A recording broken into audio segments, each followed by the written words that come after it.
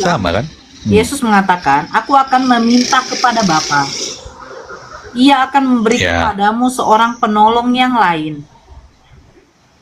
Jadi Yesus ini minta kepada Bapaknya untuk diberikan seorang penolong lagi selain dari Yesus. Nah, itu siapa? Aduh, siapa ini? Bentar-bentar.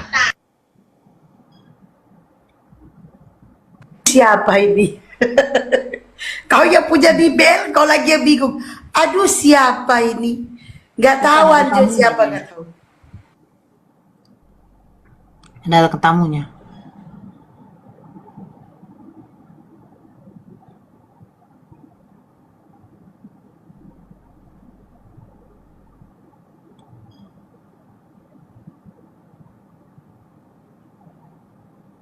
Ya. Lanjut, ada tamu tadi. Iya, ada tamu. Jadi ayat itu bukan berbicara Yesus akan minta kepada Bapaknya, lalu Bapaknya memberikan seorang penolong yang lain, yaitu Roh Kudus, seperti kata kawan Tritunggal. Itu penjelasannya itu ada di Yohanes 16, ayatnya yang 26, Kanora. Coba itu dibacakan. Coba. Pada hari itu kamu akan berdoa dalam namaku, dan tidak kukatakan kepadamu bahwa aku akan meminta kepada Bapa. Jadi, kenapa di ayat yang Kak Nora bagikan ke saya tadi, itu adalah perumpamaan dan kiasan ketika Yesus berkata-kata dengan orang Yahudi saat itu. Orang Yahudi kan saat itu udah punya Tuhan. Nah, mungkin Yesus datang, dia bilang, akulah Tuhan. Bisa dilempar batu kan? Tapi, dalam karyanya, seringkali dia tuh nggak dilempar batu. Contoh ketika dia mengampuni dosa. Loh, siapa dia ini? Oke, coba saya baca ini. Saya baca ini ya. Boleh ya Bang Hanzo? Oke, ini ya 23. Ketika Yesus menjawab karena ada pertanyaan Yudas, tapi bukan Yudas Iskariot ya. Dia berkata, Tuhan, apakah sebabnya engkau hendak menyatakan dirimu kepada kami dan bukan kepada dunia? Ingat ya, ini pertanyaan dari Yudas yang bukan Iskariot. Jawab Yesus, jika seorang mengasihi aku, ia akan menuruti firman-Ku, dan Bapa-Ku akan mengasihi dia, dan kami akan datang kepadanya dan diam bersama-sama dengan dia. Dia ini siapa? Di ayat berapa tadi? Bentar. Di nomor 23-nya. Yesus menjawab, jika seorang mengasihi aku, ia akan menuruti firman-Ku, dan Bapa-Ku akan mengasihi dia. Dia ini siapa? Dan kami, ini kata Yesus, akan datang kepadanya dan diam bersama-sama dengan dia. Nah, terus 24-nya. Barang siapa tidak mengasihi aku, ia tidak menuruti firman-Ku, dan firman yang kamu dengar itu bukanlah daripadaku, melainkan dari Bapa yang mengutus aku. Semuanya itu kukatakan kepadamu selagi aku berada bersama-sama dengan kamu. Tetapi penghibur, yaitu Roh Kudus yang akan diutus oleh Bapa dalam namaku, dialah yang mengajarkan segala sesuatu kepadamu dan akan mengingatkan kamu akan semua yang telah kukatakan kepadamu. Nah, dia ini siapa? Karena perikopnya Yesus menjanjikan penghibur. Ya, dia itu Tuhan. Tuhan semesta alam. Dia itu. Loh, coba baca baik-baik abangku. Ini dikatakan ayat berapa coba? Ya, jawab Yesus. Yohanes berapa? Yohanes 14 nomor 23. Ya. Jawab Yesus, jika seorang mengasihi aku, berarti Yesus, ia akan menuruti firman-Ku, Yesus, dan Bapa-Ku, kata Yesus lagi, akan mengasihi dia, dan kami akan datang kepadanya dan diam bersama-sama dengan dia. Dia ini siapa? Waduh, ini kalau didengar Tritung bisa direkam, di vote apa? Dipakai ini ayat ini, Kak Nora. Berarti tidak dibaca. Kenapa? Enggak, Tritunggal itu kan kadang kurang kritis kan, lebih kritis orang Muslim. Serius. Dalam bertanya itu lebih berkualitas teman muslim daripada Tritung. Nah, salah satu pertanyaannya ini kan, Dia. ini pertanyaannya Kak Nora ini kan, di sini ada kata kami kan, Kami. betul Jadi nggak? Bapak di sini Nah. karena 3 yang dia sebut. Pertama Yesus, Bapa, dan Dia. Nah, kami, Yesus mengatakan kami, berarti Yesus dan Bapa akan bersama-sama diam dengan Dia. Dia ini siapa? Iya. Jadi itu jawabannya di Yohanes 10 ayat 30 itu kan. Aku dan Bapa itu kan satu, ya kan? Bapa itu ada di dalam diri Dia. Aku tidak berkata-kata dari diriku sendiri, melainkan Bapa yang diam di dalam aku, Dialah yang berkata-kata itu. Paham nggak? Jadi Yesus itu tubuhnya Yesus, tapi yang di dalam tubuh itu kan ada roh. Roh siapa? Ya roh Bapa. Di mana ayatnya itu tadi?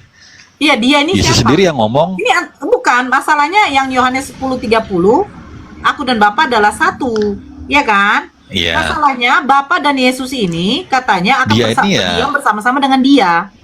Nah, jadi Roh ada 3 kebenaran. ya, oknum. Roh kebenaran dia itu. Ah, ini siapa? Roh kebenaran. Jadi roh kebenaran ini siapa? Ya Roh Kudus. Roh Kudus itu siapa? Ya rohnya Tuhan Yesus gitu loh. Loh, Semudah itu kan Loh, orang. ini dikatakan seorang loh. Coba ditengok lagi di nomor 15. Malaikat ini itu seorang. pun kalau malaikat itu pun di Alkitab ditulis seorang malaikat loh. Kok malaikat seorang? Nah, jadi Di mana jangan dikatakan terjebak dengan seorang istilah. malaikat? Ada Di nih. mana? Berarti nggak pernah baca.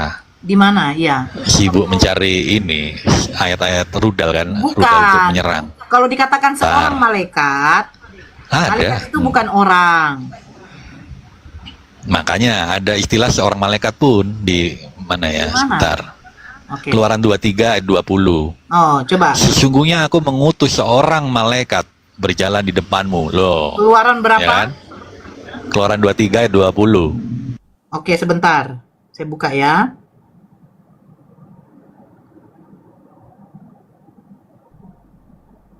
Oke.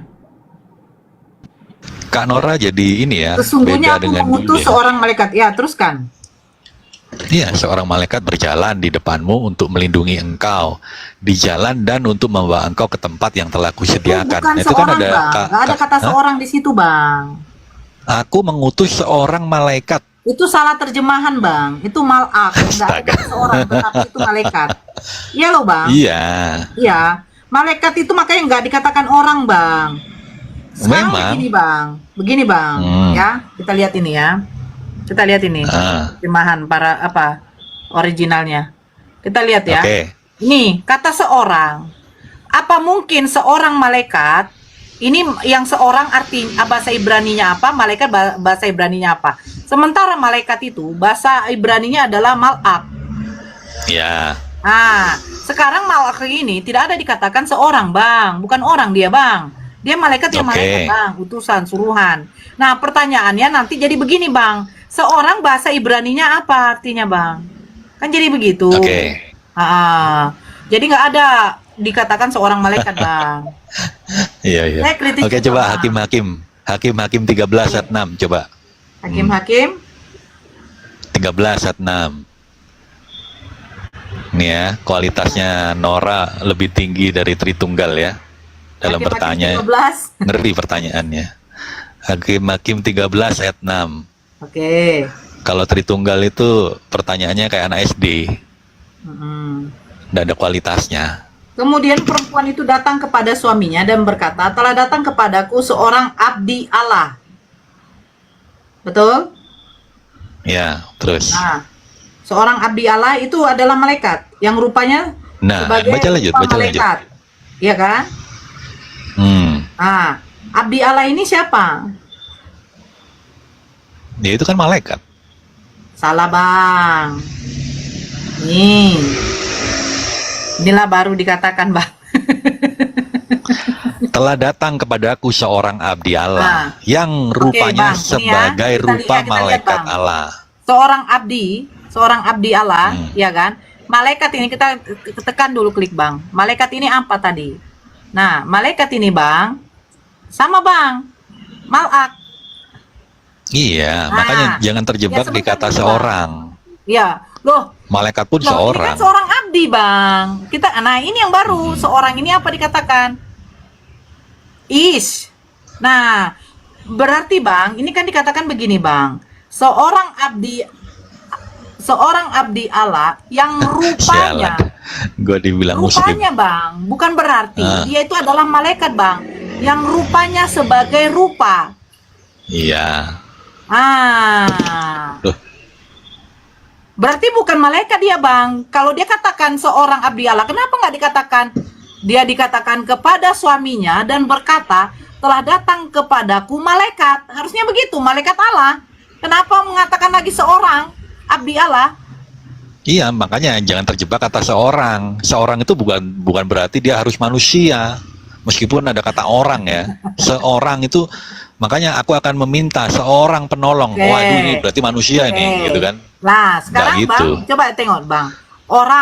Orang-orang, masing-masing, seseorang, abdi, laki-laki. Nah, seorang pun.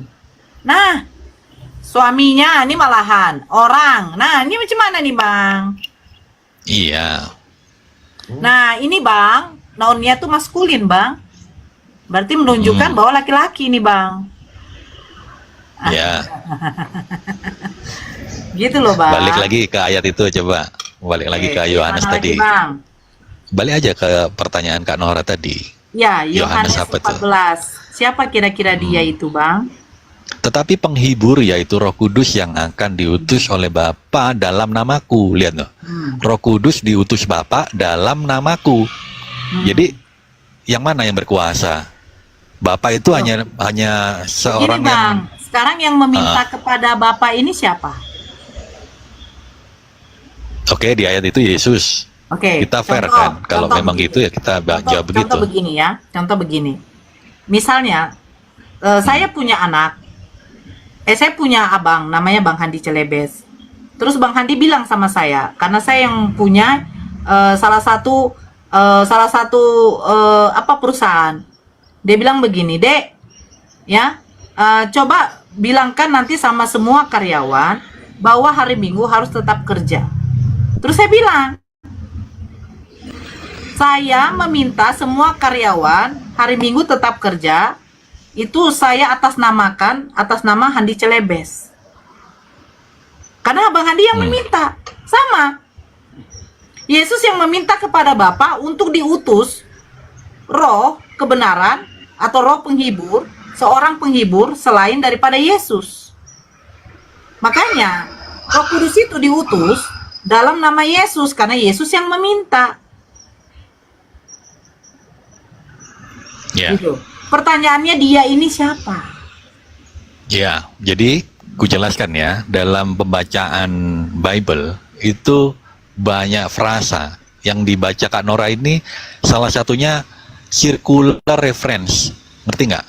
Jadi circular reference ini suatu narasi atau rujukan yang kembali ke dirinya sendiri. Jadi bukan berarti ketika Yesus berkata seperti itu, dia merujuk pribadi yang lain, tidak.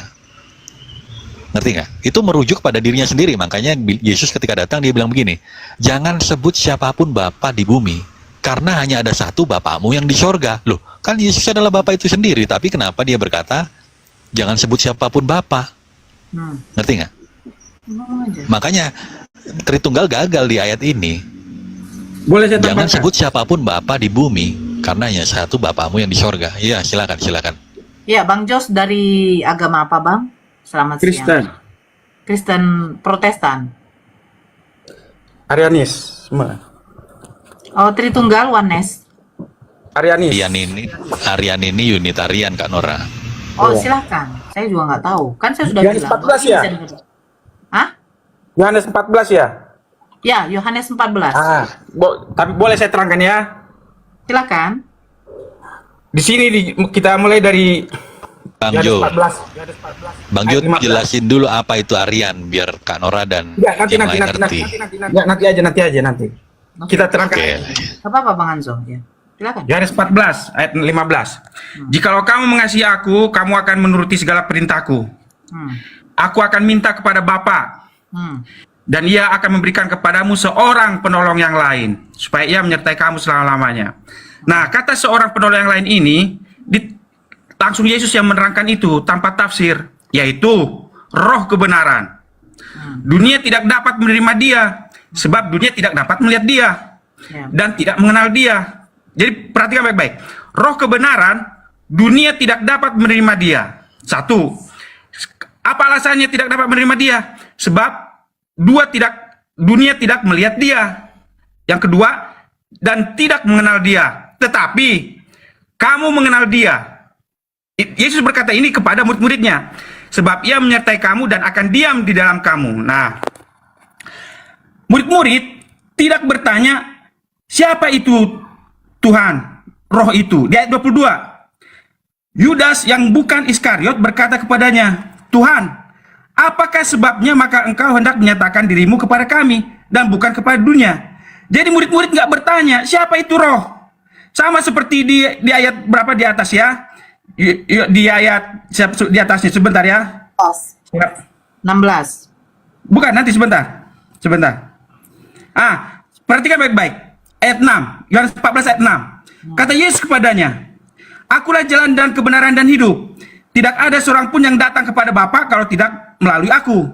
Sekiranya kamu mengenal aku, pasti kamu juga mengenal Bapakku. Sekarang ini kamu mengenal dia dan kamu telah melihat dia. Ayat 8. Ketika di ayat 6 dan 7, Yesus memperkenalkan hubungannya antara dia dan Bapa. Tetapi di ayat 8, kata Filipus kepadanya, Tuhan, tunjukkanlah Bapa itu kepada kami.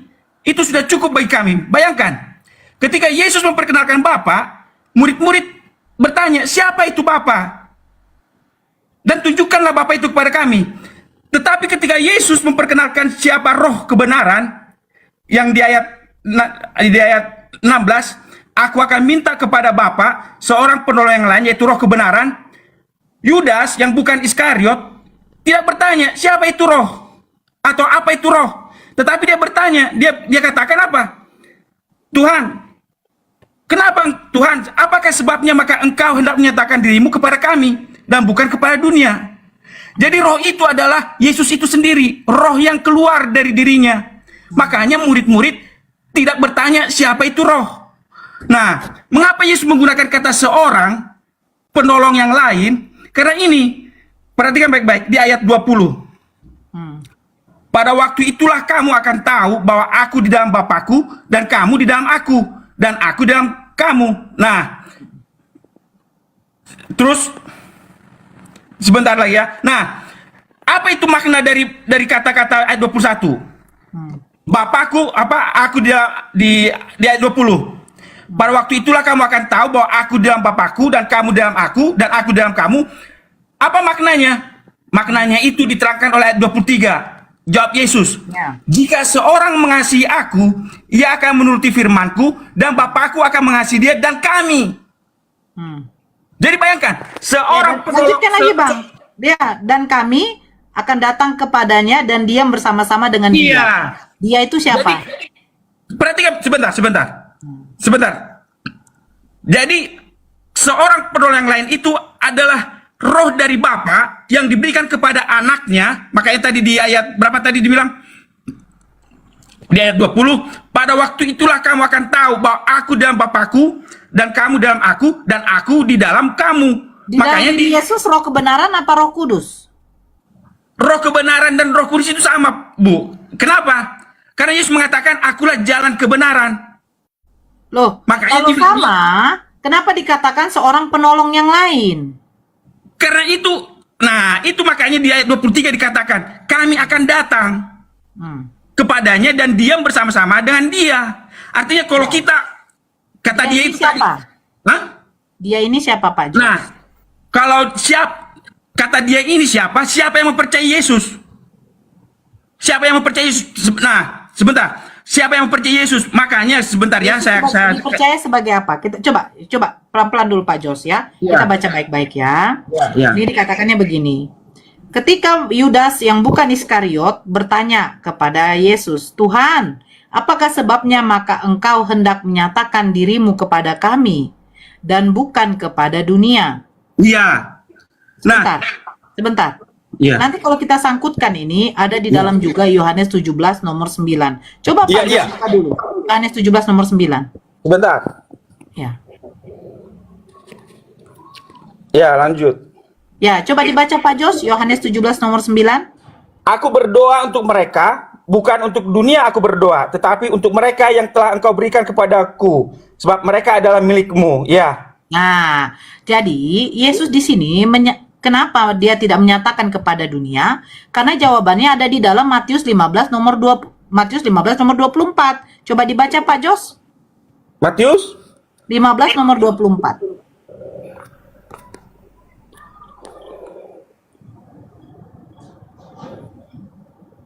Aku diutus hanya kepada domba-domba yang hilang dari umat Israel. Nah, Yes. iya bagus. Sebentar. Nah, Iya. ya, sebentar, izin dulu Pak Jos. Iya. Izin dulu. Tuhan, apakah sebabnya maka engkau hendak menyatakan dirimu kepada kami? Kami ini siapa? Jelas, murid-murid Yesus. Dan bukan kepada dunia. Makanya Yesus mengatakan aku diutus hanya untuk domba yang hilang dari umat Israel. Nah, Yesus mengatakan lagi kepada murid-muridnya, dia meminta kepada Bapa. Apa permintaan Yesus? Yesus meminta kepada Bapa agar Bapa memberikan kepada murid-muridnya seorang penolong yang lain. Ah, iya. Ya. Makanya sebentar. Sebab dunia tidak melihat dia dan tidak mengenal dia. Kan begitu? Ya. Nah, pertanyaan saya, selain daripada murid-murid Yesus, ketika Bani Kristen mengatakan mereka pengikut Yesus, pertanyaannya, apakah Kristen mengenal yang nanti saya merujuk kepada Nabi jadinya? Apakah Kristen mengenal siapa seorang penolong yang lain ini? Oh, iya. Pasti. Sebentar, saya jawab. Oke. Jangan dipotong ya, Bu ya. Nah, perhatikan baik-baik. Oke. Kisah Para Rasul 1, ketika Yesus mau terangkat ke sorga, ayat 7. Betul, dia mau pergi untuk domba-domba Israel yang hilang. Ayat 7. Kisah Para Rasul 1 ayat 7. Jawabnya, dari ayat 6. Maka bertanyalah mereka yang berkumpul di situ, Tuhan, maukah engkau pada masa ini memulihkan kerajaan bagi Israel? Nah, ayat 7. Jawabnya, engkau tidak perlu mengetahui masa dan waktu yang ditetapkan Bapa sendiri menurut kuasanya. Ayat 8. Tetapi kamu akan menerima kuasa kalau Roh Kudus turun ke atas kamu, itulah penolong yang lain itu. Dan kamu akan menjadi saksiku di Yerusalem dan di seluruh Yudea dan Samaria dan sampai ke ujung bumi. Mengapa sampai ke ujung bumi? Karena begini. Betul ada domba-dombanya yang hilang. Dari mana asalnya domba Israel yang hilang itu? Waktu zaman, saya kasih tahu latar belakang sejarahnya domba yang hilang itu. Ya. Pada zaman Babel, sebelum Babel, pada waktu Raja Daud mendirikan tahta kerajaannya, ada 12 suku Israel. Kemudian pada zaman Salomo itu tetap 12 suku Israel. Kemudian pada masa anaknya Rehabeam, pecahlah ini menjadi 10 dan 2. 10 untuk Israel, 2 untuk Yehuda. 10 anaknya keturunan Daud yang memerintah, 2 keturunan Salomo, atau keturunan Daud yang memerintah, yaitu 2 suku, yaitu Rehabeam. Sedangkan 10 lagi dipimpin oleh Yerobeam. Nah, kemudian karena 10 suku ini memberontak, kemudian pada masa kerajaan Asyur, mereka dibuang dan menjadi suku yang hilang sampai pada hari ini. Mereka dibuang ke segala penjuru bumi sama bangsa Asyur. Nah, sebentar Bu. Berarti Yesus mengizinkan untuk memberitakan sampai ke seluruh dunia. Sebentar. Nanti saya terangkan dulu. Jangan terlalu panjang, biar kita dapat poinnya, Pak Jos. Iya, di sini poinnya. Inilah poinnya. Oke, poinnya. 10 suku yang hilang ini dibuang sama bangsa Asyur ke seluruh penjuru dunia. Ada yang ke India, kemudian ada yang merantau kemana. Hilanglah ini, nggak berbekas. Nah, kemudian terjadilah adik kuasa baru, negara superpower baru, yaitu Kerajaan Babel. Kerajaan Babel ini kemudian membuang 2 suku, yaitu ke suku Yehuda, Kerajaan Yehuda, ke Kerajaan Babel. Kemudian pada masa media Persia, pada masa Kerajaan Persia atau Kores, 2 suku ini dipulangkan ke Yerusalem. Nah, inilah makanya Yesus mengatakan di ayat 8 ini, kamu akan menjadi saksiku di seluruh Yerusalem dan seluruh Yudea dan Samaria dan sampai ke ujung bumi untuk menyelamatkan Israel yang hilang ini yang sudah terpencar di seluruh bumi. Pertanyaan saya begini, Israel yang hilang ini apakah termasuk dari Bani Indonesia? Oh, begini Bu. Kita tidak tahu di mana ini mereka. Karena mereka sudah terpencar dan sudah berasimilasi. Kenapa saya bilang sudah berasimilasi? Kita tahu sekarang. Kalau kita lihat DNA orang-orang sekarang belum nggak ada yang murni satu suku ini. Bisa yang bisa bercampur dengan yang lain. Itu satu. Yang kedua, kita tahu sekarang, sebentar Bu, satu kalimat lagi. Oke. Bisa kita tahu agama Yahudi sekarang sudah menyebar di seluruh dunia. Itu jawaban saya. Terima kasih. Oke, agama Yahudi sudah menyebar di seluruh dunia ya. Iya. Sebentar. Kira-kira agama Yahudi mengajarkan menyembah kepada siapa ya? Begini maksud saya. Maksud saya kata Yahudi yang menyebar seluruh Yahudi di seluruh dunia ini sekarang. Tetapi kan waktu 10 suku bangsa Israel yang hilang ini, 12. kita nggak tahu ini sudah menjadi 12. apa. 12 suku bangsa Israel. 10 Bu. Kan saya udah ceritakan tadi. Pada masa Yang duanya lagi kemana Pak? Apa? Jos. Yang duanya lagi? Itulah yang dibilang Yahudi yang pulang dari Babel. Tapi yang 10 ini sudah nggak nampak ini, sudah berasimilasi ke seluruh dunia. Ada yang ke Afrika, ada yang ke Asia, mungkin ke Indonesia, tapi nggak nampak Jadi lagi. tugasnya Yesus untuk mengumpulkan Bani Israel menjadi satu lagi, atau ikut juga di luar dari Bani Israel. Itulah mengumpulkan bangsa-bangsa Yahudi yang sudah menyebar di seluruh dunia, yang sudah berasimilasi. Ya, yang dikumpulkan oleh Yesus ini bangsa-bangsa Yahudi, Bani Israel, 12 anak dari Yakub, atau ikut juga di luar dari anak-anak dari Yakub. Semualah yang semua yang berasimilasi inilah, makanya dibilang Yesus ke seluruh dunia. Perhatikan sebentar. Begini Bang Jos, sebentar. Bang Jos paham nggak? Contoh ya. Contoh, saya ketika menikah dengan orang Jawa, berarti anak saya bukan keturunan Batak, tetapi Jawa. Nah, tapi kalau saya orang Batak menikah dengan Batak, otomatis saya masih dari suku Batak. Nah, kalau orang Bani Israel, mereka berpencar ketika menikah mungkin dengan Bani Asia, anaknya tetap dikatakan dari keturunan Israel. Tapi kalau perempuannya menikah dengan bukan dari suku Yahudi, apakah tetap dikatakan suku Yahudi? Begini, karena hilang identitas mereka, Bu. Hilang identitas mereka ini, yang 10 ini. Makanya sampai sekarang yang 10 suku ini dianggap suku yang hilang. Nah, saya ambil contoh. Saya nggak bertanya 10 suku yang hilang, Pak Jos. Pak Jos kayaknya paham. Ketika Bani Yahudi ini sudah berpencar keluar dari Yehuda, Yerusalem, ya kan? Nah, ketika mereka melakukan pernikahan, mungkin berbeda suku, bukan sesama suku, apakah yang perempuan dari suku Bani Israel ketika menikah dengan yang dari suku lain tetap dikatakan suku Bani Israel? DNA-nya itu biasanya itu menjadi hilang, Ibu. Menjadi hilang. Hilang. Jadi, Yesus di sini mengumpulkan Bani Israel atau mengumpulkan di luar dari Bani Israel? Nah, sebentar. Sebentar. Ini itunya nubuatannya, Bu. Yesaya 9 ayat 1. Tetapi tidak selamanya akan ada kesuraman untuk negeri yang terimpit itu. Kalau dahulu Tuhan merendahkan tanah Zebulon dan tanah Naftali, maka di kemudian hari Ia akan memuliakan jalan ke laut, daerah seberang sungai Yordan, wilayah bangsa-bangsa lain. Nah, bangsa yang berjalan di dalam kegelapan telah melihat terang yang besar. Mereka yang diam di negeri kekelaman, atasnya terang telah bersinar. Jadi Tuhan pun mengutus murid-muridnya untuk bangsa-bangsa lain untuk terang. Jadi bangsa-bangsa yang lain ini, semua yang sudah hilang ini tersebar di seluruh dunia, Bu. Itu. Noise. Enggak, saya nggak bertanya itu, Pak Jos. Yang saya pertanyakan, Yesus mengatakan aku diutus hanya untuk domba yang hilang dari Bani Israel. Berarti kan juga Yesus mengatakan pada waktu sebelum dia terangkat naik ke langit, dia mengatakan jadikanlah semua bangsa muridku. Muridnya jelas murid. Muridnya jelas berasal dari Bani Israel. Agar dikumpulkan bersama-sama lagi. Pertanyaan saya, apakah Yesus menyatakan di luar dari Bani Israel itu juga termaksud adalah yang dikumpulkan untuk menjadi satu suku Bani Yahudi atau bukan? Dicangkokkan mereka, Bu.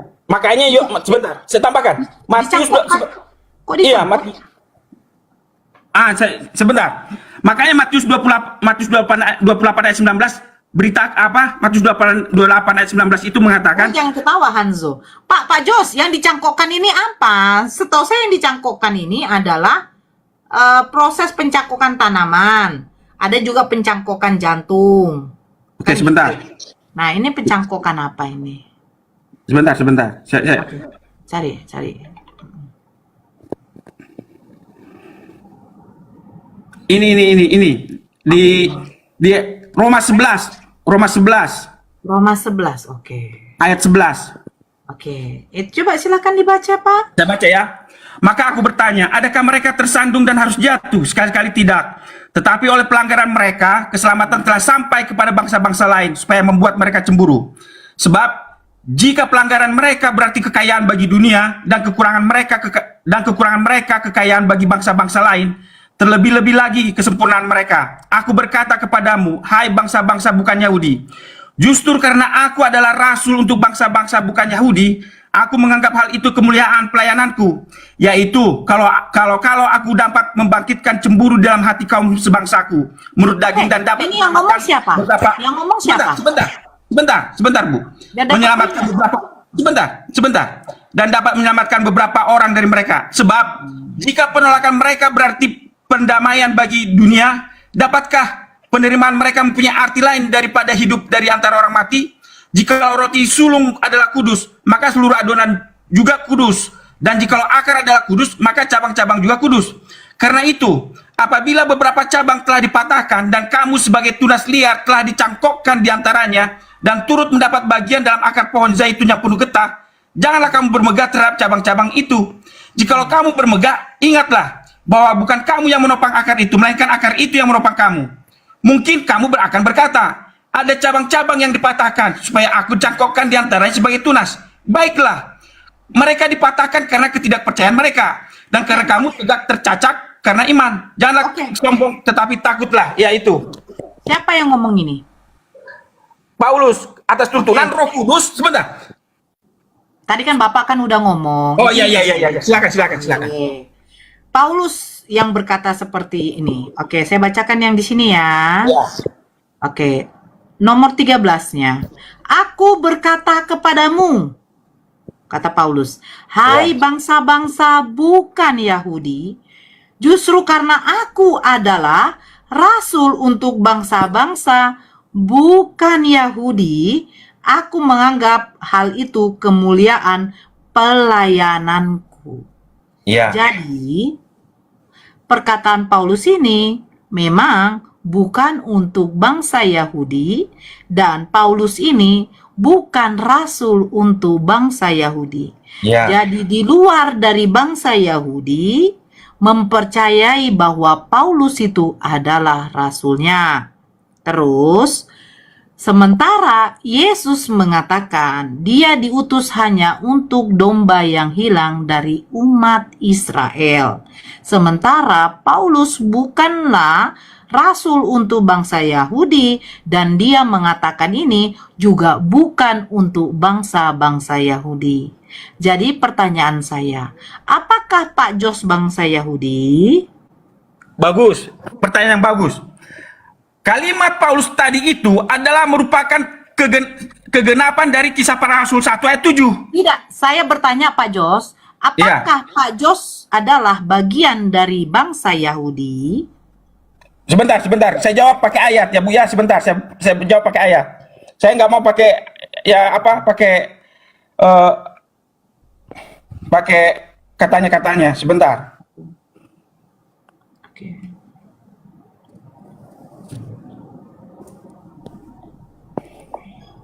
Oke.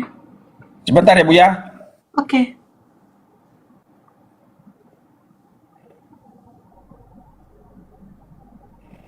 Ini sebentar. Oke. Jadi bagaimanakah Galatia 3 ayat 5? Jadi bagaimana sekarang? Apakah Ia yang menganugerahkan roh kepada kamu dan berlimpah-limpah, dan yang melakukan mujizat di antara kamu berbuat demikian karena kamu melakukan hukum Taurat atau karena kamu percaya kepada pemberitaan Injil? Ayat 6. Secara itu jugalah Abraham percaya kepada Allah, maka Allah memperhitungkan hal itu kepada sebagai kebenaran.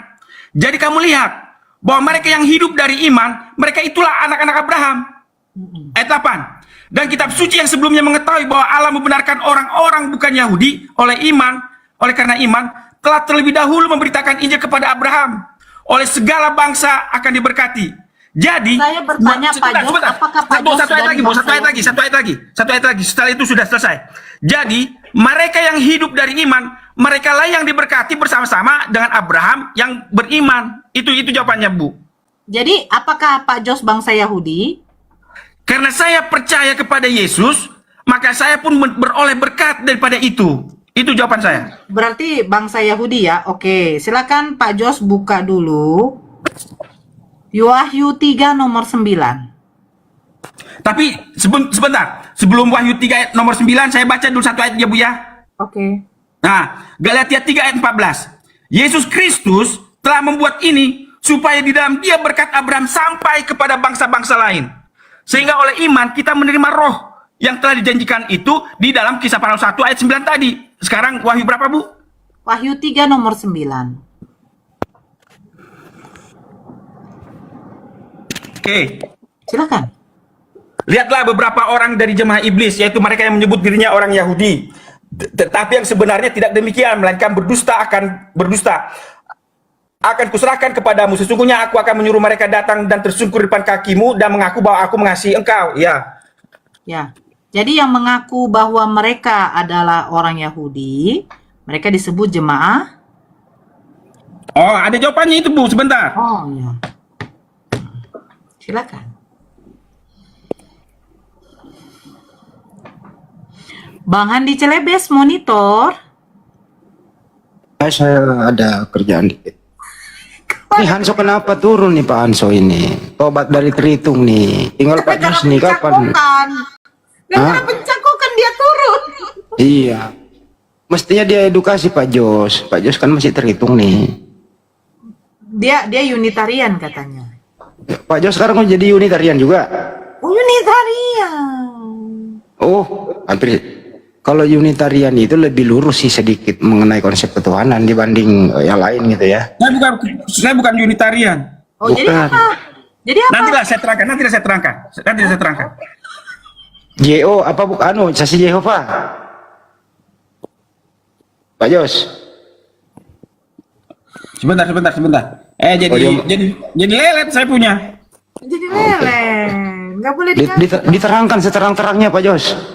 Ini sekarang ini dunia sudah mulai terbalik nih gara-gara si Kudis Tepu nih. Yesus bertuhan. Akhirnya pada meninggalkan Yesus bukan Tuhan. Aku berusaha untuk menjadi yang apa ya? Agak slow sedikit ya, walaupun Pak Jos ya, pahamlah. Silakan Pak Jos yang membantah bahwa Bapak bukan jemaah iblis. Ini. Roma 9 ayat 30. Jika demikian, apakah yang hendak kita katakan ini? Bahwa bangsa-bangsa lain yang tidak mengejar kebenaran telah beroleh kebenaran, yaitu kebenaran karena iman. Ayat 31. Ini masalahnya mengapa disebut jemaah iblis. Tetapi bahwa Israel sungguh pun mengejar hukum yang akan kebenaran, yang akan mendatangkan kebenaran, tidaklah sampai kepada hukum itu. Mengapa? Mengapa tidak? Karena Israel mengejarnya bukan karena iman, tetapi karena perbuatan. Mereka tersandung pada batu sandungan, seperti ada tertulis, sesungguhnya aku meletakkan di Sion sebuah batu sentuhan dan sebuah batu sandungan, dan siapa yang percaya kepadanya tidak akan dipermalukan.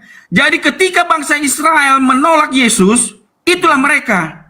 Tapi ketika kita menerima Yesus, kitalah Yahudi yang cangkokkan itu, Bu. Terima kasih. Itu penjelasan saya. Pak Jos mengakui Yesus datang ini sebagai Tuhan apa manusia? Anak Allah yang menjadi manusia. Anak Tuhan yang menjadi anak manusia. Itu jawaban saya. Berarti manusia ini Tuhan atau tidak? Karena anak Tuhan itu adalah yang ilahi, maka di dalam diri anak manusia itu adalah sesuatu yang ilahi, adalah Tuhan. Oke. Coba baca 2 Yohanes 1 nomor 7.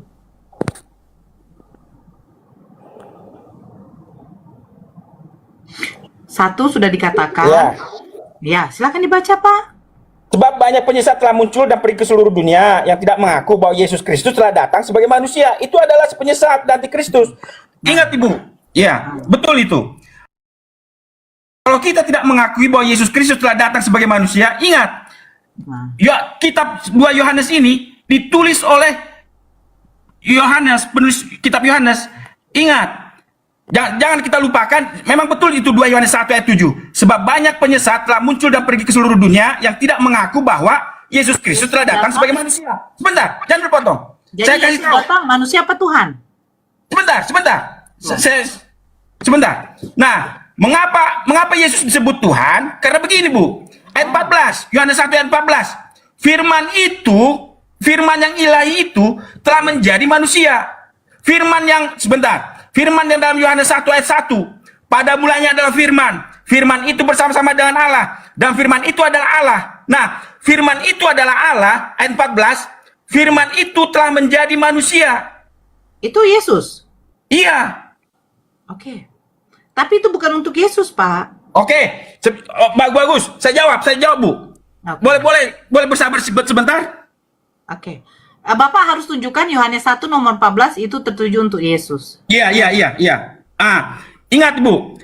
Ingat. Penulis 1 Yohanes, 2 Yohanes, 3 Yohanes dan kitab Wahyu adalah sama penulis dengan dengan penulis kitab Yohanes.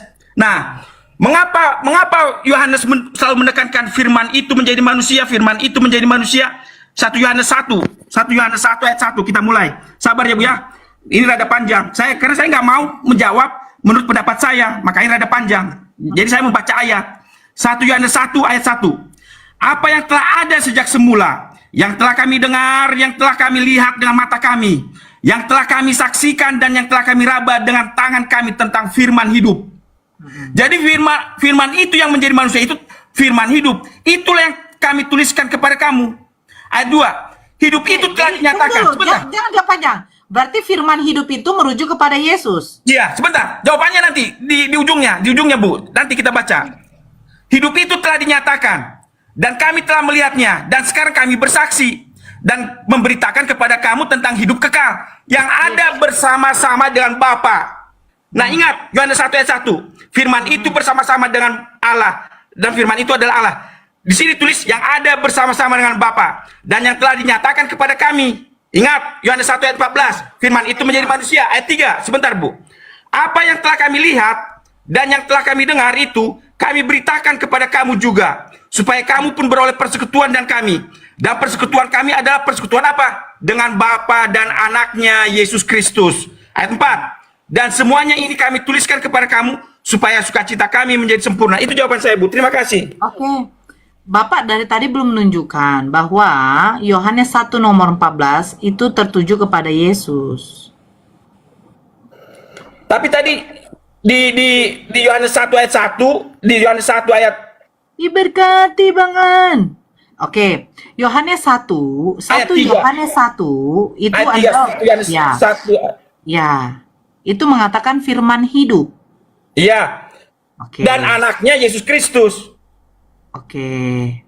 Sekarang Yohanes 1 nomor berapa tadi? 14. Iya. Saya tunjukkan ya.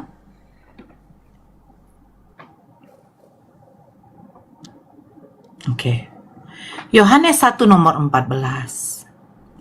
Firman itu telah menjadi manusia dan diam di antara kita, dan kita telah melihat kemuliaannya. Betul ya? Ya. Oke. Kita kembalikan ke original Pak Jos? Bahasa Yunani boleh ya? Oke. Nah, di sini merujuk kepada kata sarx. Sarx ini artinya memang adalah dia itu manusia, Pak. Saya akui Daging. dia. Ya, dia daging manusia. Betul ya, Pak ya? Ya. Ah, terus, tapi di sini, Pak, manusia ini bukanlah seorang laki-laki, Pak. Tetapi dia adalah seorang wanita. Nah, kalau Bapak Jos tidak menerima dia adalah seorang wanita, ayo kita buktikan. Di dalam ini, Pak ya, saya buktikan. Lukas 1 nomor 30. Lukas 1 nomor 31. Oke Pak Jos, boleh ya Pak Jos? Lukas 1 ayat. 31 Pak. Kita buka versi paralel. Oke. Barakallah Bang Indra. Kita buka versi paralel. Di sini dikatakan begini. Sesungguhnya engkau akan mengandung dan akan melahirkan seorang anak laki-laki dan hendaklah engkau menamai dia Yesus. Kita lihat Pak. Kalau seorang anak laki-laki ini kita rujuk ke original ya Pak ya. Seorang anak laki-laki. Kita klik. Oke. Di sini Pak ada dikatakan anak. Ternyata di sini merujuk kepada laki-laki, maskulin. Maskulin ini laki-laki, benar ya Pak ya? Betul Pak Jos? Iya. Maskulin laki-laki. Terus pertanyaan saya, Yohanes 1 nomor 14, firman yang telah menjadi manusia ini, Pak. Ya kan? Ini kenapa dikatakan dia adalah seorang wanita? Apakah Yesus berubah menjadi namanya Yesus, Pak? Jadi siapakah firman yang menjadi manusia di Yohanes 1 nomor 14, Pak? Ini feminim. Kira-kira siapa, Pak? Karena kalau anak laki-laki pasti disebut maskulin, Pak. Perempuan disebut feminim. Namanya Jessica. Jessica namanya. Bagaimana Pak Jospan? Begini Bu, saya terangkan mengenai feminim atau tidak ya. Dalam jangan dipotong ya, minta maaf saya minta jangan dulu potong. Dalam bahasa Indonesia, negara itu Ibu Pertiwi diidentikan sebagai feminim. Negara Indonesia karena Ibu Pertiwi. Tetapi ketika Anda pergi ke Rusia atau ke Amerika, Maskulin. itu maskulin. Jadi fatherland. Kalau di Indonesia motherland. Tapi kalau ke Rusia fatherland atau ke Amerika Serikat fatherland. Tetapi kalau ketika Anda tiba ke Indonesia, orang Indonesia tidak akan menyebut fatherland tapi motherland. Mengapa? Karena bagi Amerika Serikat sebentar. Mana ada fatherland, Pak? Sebentar, jangan dulu potong. Dari mana Pak ada fatherland, Pak? Coba tunjukkan di kamus, Pak. Sebentar. Jangan dulu. Kalau mau bantah nanti jangan dulu potong pada saat saya bicara. Nah, mengapa orang Rusia dengan orang Amerika mengatakan mereka fatherland? Karena mereka merasa power, berkuasa. Makanya istilah untuk mereka Uncle Sam. Sedangkan bagi orang Indonesia Ibu Pertiwi. Itu jawaban saya. Jadi kira-kira ya saksi ini kan menggunakan bahasa Yunani.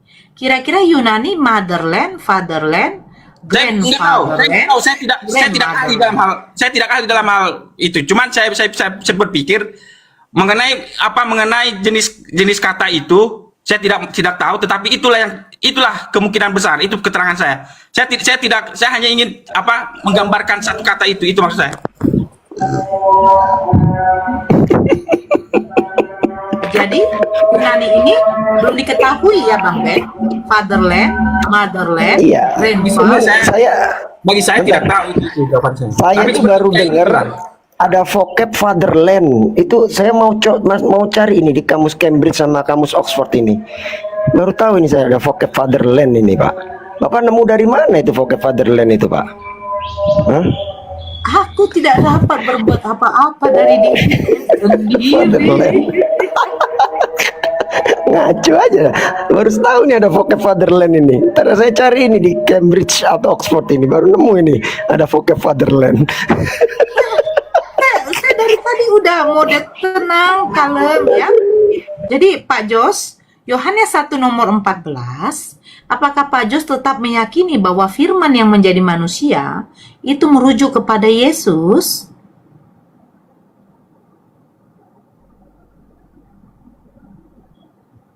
Pak Jos, Ya, saya percaya firman itu merujuk pada Yesus. berarti Pak Jos harus menerima bahwa Yesus yang dimaksud di dalam Yohanes 1 nomor 14 berjenis kelamin wanita. Betul, Pak Jos? Oh, tidak, tidak. Oh, tidak. Tapi itulah jawaban saya. Oke. Tapi itulah jawaban saya. Saya ucapkan terima kasih. Oh, sama-sama. Saya juga mengucapkan terima kasih banyak. Jadi Pak Jos bisa menerangkan Pak Jos dari sekte mana? Oh, begini. Oh, Arianisme ya? Apa? Arianisme? Iya, iya. Itu aliran apa? Kami mempercayai bahwa Yesus itu adalah anak Allah yang ilahi. Bukan yang ciptakan, tetapi yang dilahirkan. Itu. Loh, bukan yang diciptakan, tetapi yang dilahirkan. Iya, yang dilahirkan oleh Bapa. Bapa Theos, Yahweh, sedangkan Yesus adalah anak Theos atau anak Tuhan atau Tuhan. Itu jawaban saya. Anak Tuhan apakah Tuhan? Anak Tuhan yang ilahi. Tuhan juga bukan? Karena dia berasal dari Tuhan, karena dia berasal dari Bapa yang adalah Tuhan, dan dia berasal dari Bapa yang adalah Tuhan, dan dia melahirkan anak Tuhan atau anak Bapa. Yang melahirkan Bapak melahirkan. Ya, nanti Bapak disatakan. melahirkan. Maka dia mendapat kodrat yang ilahi, yang Tuhan. Itu jawaban saya. yang melahirkan Tuhan ini siapa? Saya jawab. Oke. Oke. Boleh saya terangkan? Ya, sedikit aja ya Pak Jos ya. Sedikit tapi rada jelimet, itu maksud saya. Oh ya, nggak apa-apa, jelimet. Silakan jelimet. Oke. Begini. Iya. Di dalam Yohanes 1 ayat 14 dikatakan, firman itu telah menjadi manusia dan diam di antara kita, dan kita telah melihat kemuliaannya, yaitu kemuliaan yang diberikannya sebagai anak tunggal Bapa. Kalau dalam bahasa Inggris, King James Version, itu hampir dekat dengan bahasa Yunaninya, bahasa aslinya. Di situ ditulis di situ ditulis begini. Kalau bahasa King James Version-nya, sebagai the only begotten of the Father, atau bahasa Indonesianya satu-satunya yang dilahirkan Bapa. Ya, kalau bahasa Yunaninya dibilang monogenes patros, satu-satunya yang dilahirkan Bapa. Nah, itu Yohanes 1 ayat 14. Sebentar. Nah, Yohanes 1 ayat 18, Yohanes 1 ayat 18 menulis begini. Tidak seorang pun yang pernah melihat Allah, tetapi anak tunggal Allah yang ada di pangkuan Bapa, dialah yang menyatakannya. Itu menurut bahasa Indonesia. Tetapi menurut King James Version-nya begini. King James Version-nya saya bacakan ya, King James Version-nya. Sebentar. Oke. Sebentar. Nah, King James Version-nya menulis begini. Tidak ada seorang pun yang pernah melihat Allah, tetapi the only begotten Son, which is in the bosom of the Father, atau satu-satunya anak yang dilahirkan dari dada Bapa. Nah, kalau bahasa Yunaninya mengatakan monogenes huios, yang dari patros kolpon, artinya satu-satunya anak yang dilahirkan dari dada Bapa. Itu jawaban saya. Terima kasih. Oke. Jadi pertanyaannya, Bapak melahirkan atau Bunda Maria yang melahirkan? Begini. begini. Kapan Yesus dilahirkan pada waktu sama Bapak? Ini jawabannya. Boleh saya baca? Baca, silakan. Oke. Amsal 8 ayat 22. Amsal 8 ayat 22. Silakan. Iya, Tuhan telah menciptakan aku, itu bahasa Indonesia. Tetapi kalau bahasa Ibraninya menulis kana. Kalau bahasa King James Version-nya menulis possess, memiliki. Tuhan telah memiliki aku sebagai permulaan pekerjaannya, sebagai perbuatannya yang pertama-tama dahulu kala. Ayat 23. Sudah pada zaman purbakala aku dibentuk. Pada mula pertama sebelum bumi ada. Ayat 24. Sebelum air samudera raya ada, aku telah lahir. Sebelum ada sumber-sumber yang syarat dengan air. Ayat 25. Sebelum gunung-gunung tertanam dan lebih dahulu daripada bukit-bukit, aku telah lahir. Sebelum ia membuat bumi, sebentar. Masih sebentar. Nanti kurang pas nanti kesimpulannya. Sebelum ia membuat dengan padang-padangnya atau debu dataran yang pertama, ketika ia mempersiapkan langit, aku di sana. Ketika ia menggarislah kaki langit pada permukaan air samudera raya, ketika ia menetapkan awan-awan di atas dan mata air samudera raya meluap dengan deras, ketika ia menentukan batas kepada laut supaya air jangan melanggar titahnya, dan ketika ia menetapkan dasar-dasar bumi, aku ada sertanya sebagai anak kesayangan. Setiap hari aku menjadi kesenangannya dan senantiasa bermain-main di hadapannya. Itu jawabanku, Bu. Oke. Kalau saya memiliki Bang Faruk, apakah berarti saya melahirkan Bang Faruk? Oh begini, baik, begini. saya jawab. Hawa berasal dari Adam. Adam